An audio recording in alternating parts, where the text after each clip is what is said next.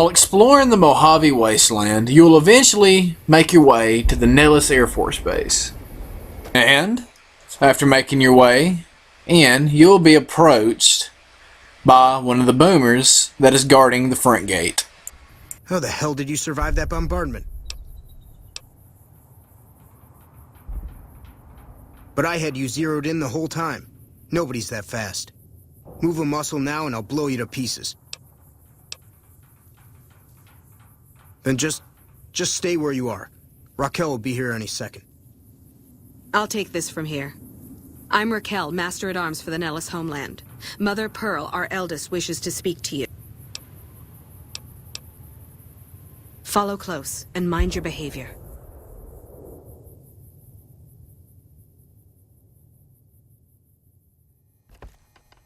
Welcome, child. Took your sweet time getting here, didn't you? I've been waiting a good 5 years for an outsider to come along and visit.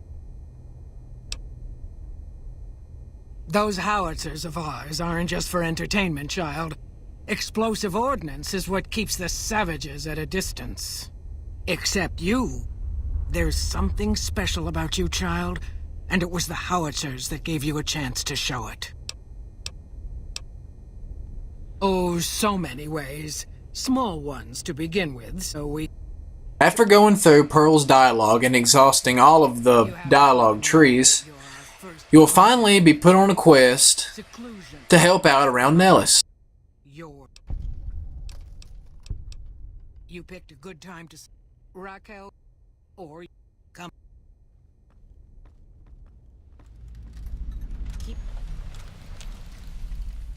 Now, the Nellis Air Force Base is expansive and full of things to see and do. You can also witness the children playing with the robots and frolicking around the premises. People working, people cooking, and just people living. You can also visit some of the several buildings around the area. And it's really interesting to see the howitzers and other things that the boomers have accumulated and fixed over time. Now, the pre-war Nellis Air Force Base was located in the Las Vegas Valley at the elevation of 1867 and was operated by the United States Air Force. Now, it brings up a point I want to make here. You will not see any fighter planes, jets, or anything like that. The only thing that you can see that's plane related, besides the hangars, is the bomber that is broken out in the munitions hangar where Loyal works. All that's there is a torn apart bomber. And now we're going to get to my next point. You're now tasked with going out and helping anybody around the base that needs your help. Which is very, very time consuming. It's about 5 different things that you need to do, that way you can get to the main point in this quest. So, let's get it done. Let's start off by exterminating these damn ants here.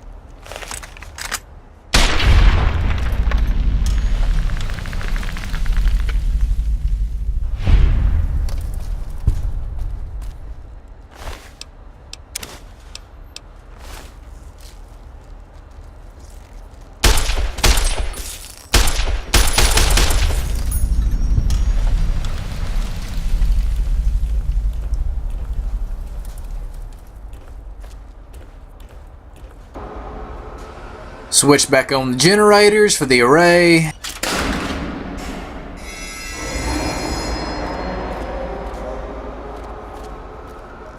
Then you waltz on over there and repair all the solar reflectors.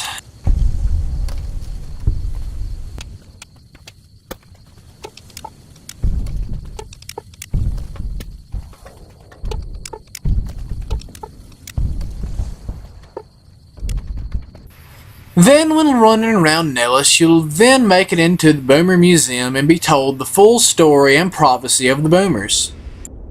We left and wandered the wastes. They were savages with knives. We blew them up with frag mines and grenades, burned them with flamethrowers. It was neat, but there was a downside.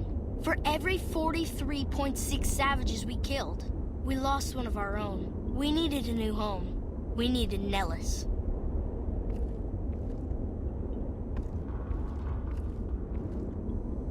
Here we have prospered and multiplied. Here our mighty guns destroy any savages who might try to harm us before they can even reach our gates. Well, until... But... Not saying you want to harm us or you're a savage, but anyways. Nellis has revealed many secrets. It has taught us how to fly the bombers once based here, and it has taught us where to find one.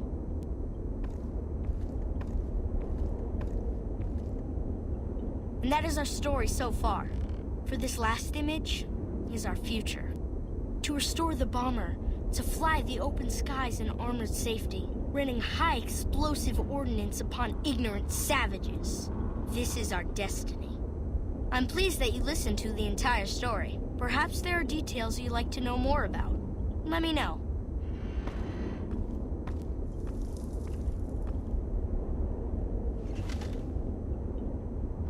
Then we make our way into one of the hangars that hold the remnants of a bomber. It's a beautiful sight, this hangar. Very beautiful indeed. After admiring the beautiful rays and the remnants of the bomber, we then scoot on over and talk to old Royal. Hello, outsider. Need something? Well, how about that? Turns out you aren't completely useless working with your hands. Bye! Then we help a boomer named Jack find the love of his life, Janet, which works for the Crimson Caravan. That would be amazing. As in, I would thank you forever. After agreeing to help Jack, we make a little trip over to the Crimson Caravan Company outside of New Vegas. You should go talk to Blake or Alex.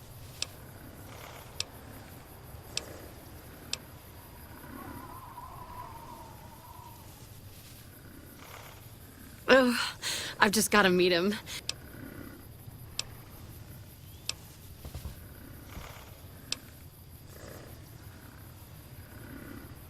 This is so exciting. After a little bit of running around and convincing old Pearl, we get Janet into the base, and Jack has never been happier in his entire life.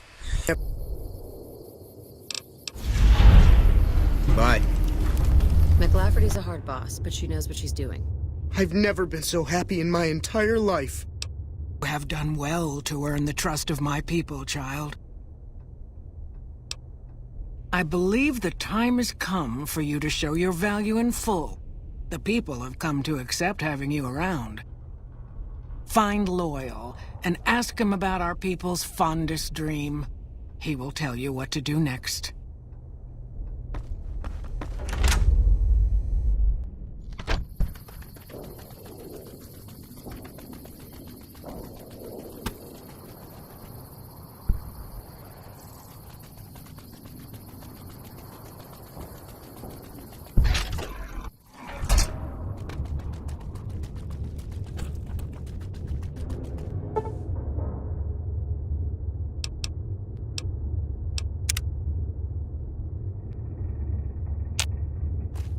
Really?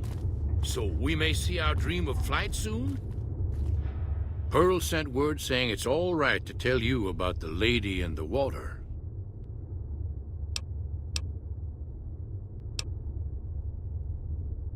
A long time ago, long before the war that killed just about everything that ever lived, a bomber crashed not far from here.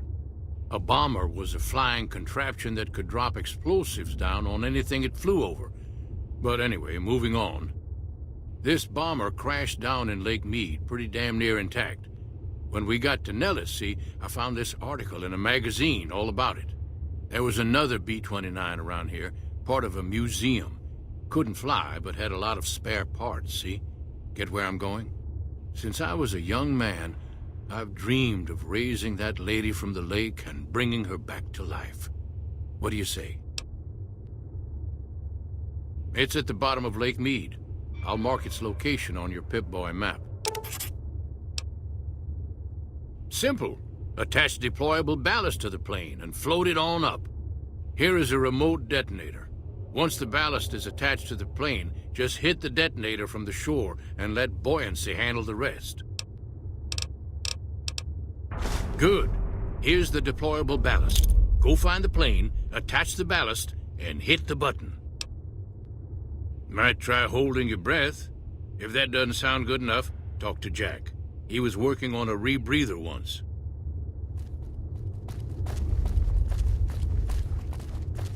McLafferty's been riding asses again. Better lay low. Thank you for getting me here. Jack is a great guy.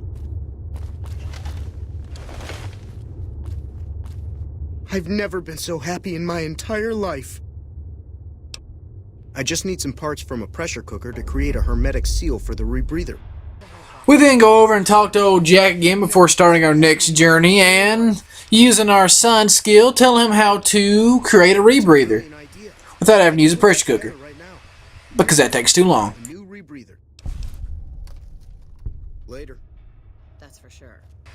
Then we shimmy on out and make our way to Colville Bay. Nice day we're having.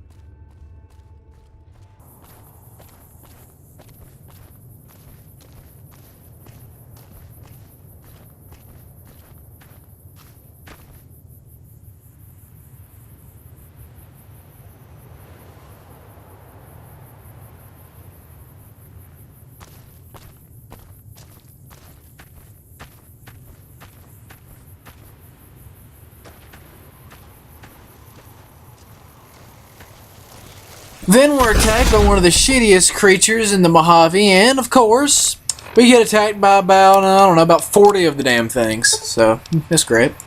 Continuing on here, we finally found the crashed pre-war B-29 bomber. Still in pretty good condition after sitting under the water for over 200 years. Then we attach some ballast to the bottom of the wings of the B-29.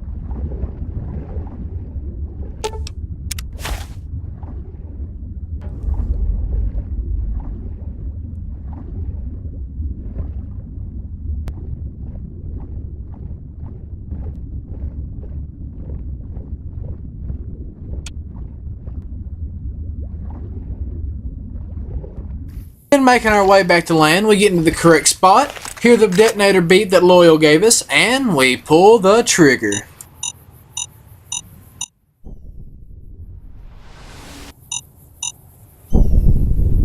The airship then rises from the water in a stunning fashion indeed, revealing its beautiful, still intact shell. And do take point of how monstrous the size of this beautiful, beautiful aircraft is. And think to yourself, just how massive this thing really is. Now we must make our way back to Nellis and give Loyal the great news. A lifetime. It's going to be a dream come true once you've raised that bomber from Lake Mead. That's tremendous. I'll transmit instructions to the robots to start packing up the plane to bring it back to Nellis.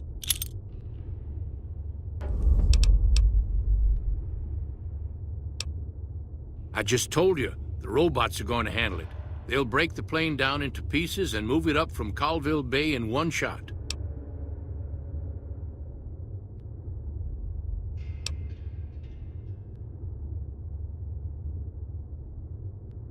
Hey, I'd better get rolling. Jack and I have a lot of work ahead of us. Now we have helped the boomers with their biggest dream. Now all that's left to do now is go and talk to Pearl in her quarters.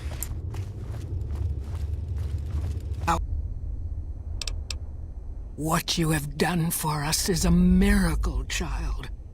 You have fulfilled the only dreams we ever had outside our walls.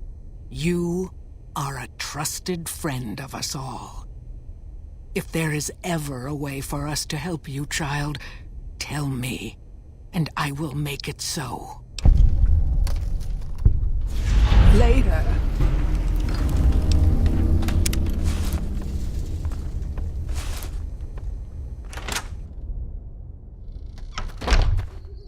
And that concludes the Boomers storyline for now. But we walk away from this with a few looming questions. Loyal said that robots are going to bring the bomber back to Nellis in one shot, and I quote, in one shot. I just told you, the robots are going to handle it. They'll break the plane down into pieces and move it up from Colville Bay in one shot. But how is this even possible? The boomers don't have any super robots. All they have here are Mr. Handys and some, I assume, some sentry bots running around. So how in the world are they going to take a giant B-29 bomber that weighs exactly around 75.5 thousand pounds? How do they expect to get that out of the water with just some robots? Now, you could just tell yourself, well, this is a video game. Shit happens. But I think we can properly explain this using the lore of the game and what the boomers probably would have available to them, even though it's not properly shown in-game. The first theory that I think could be possible is they use military trucks. Now, it's already been stated in the lore of the game that the NCR uses these military trucks constantly to ship goods, troops, and other things around the Mojave Wasteland and into California. These trucks are maintained at several of truck repair stations around the NCR land, such as even the dedicated Camp McCarran truck repair. So, it's more than likely that the boomers could have repaired one of these trucks or laying around the base to use for their endeavors, or to use in case they ever needed to transport the lady from the bottom of the lake back to Nellis, which is a very good theory and quite possibly the most likely one I can think of. They'd load up some robots into the back of the truck and put them on. The Mr. Handys will then chop the bomber up. The sentry bots will pull up the parts onto the trucks, and then somebody will have to be driving the trucks. Could a robot drive the trucks? It's possible, but I've never heard that in the lore of the game, but I mean, it's very well possible. Robots have been known to do many complex tasks.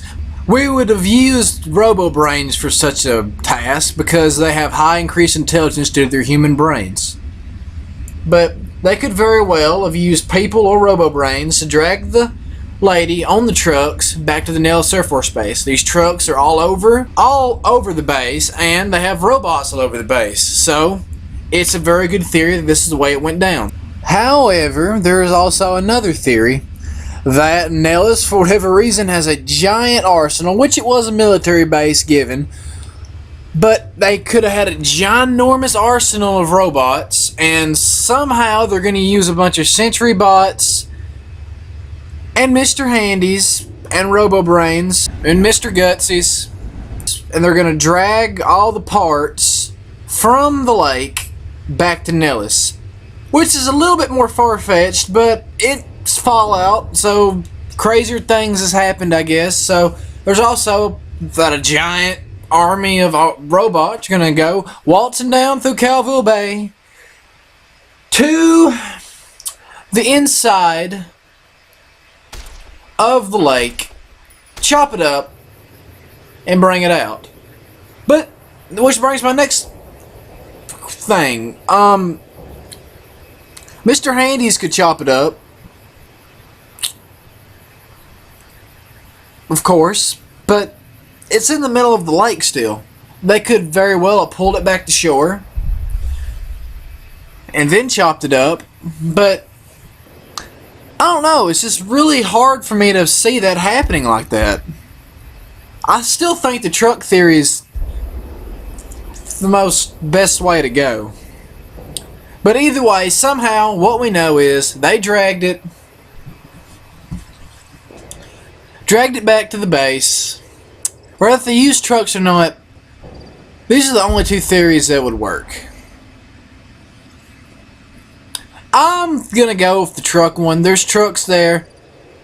They know they had to somehow, one day, it was in the prophecy, they were gonna bring the lady out of the lake, take her back to Nellis. So, these people, they have robots doing their bidding. They fixed up numerous things. If Jack and Loyal can pull off fixing up a B-29 bomber to fly in order when they go and attack whichever one you choose when they go over the Hoover Dam and attack them, Whichever one, if they can make that thing fly, then I'm sure they can fix up an old pre-war truck. So, the most thing that makes sense here is they got the truck, fixed it up, got some robots, chopped it up, pulled out of the water, chopped it up some more, put it on the trucks, went back to Nellis, boom, put it back together there. That's the way I see it happening, and that's the way it must have happened. But that's just a theory. That's just my theory. Please feel free to share your theory down in the comments. I hope you enjoyed this video, and I hope you subscribe for more. I have a lot more on the way and a lot more to show. So, thanks for watching, and I appreciate it. Detro out. See you in the wasteland.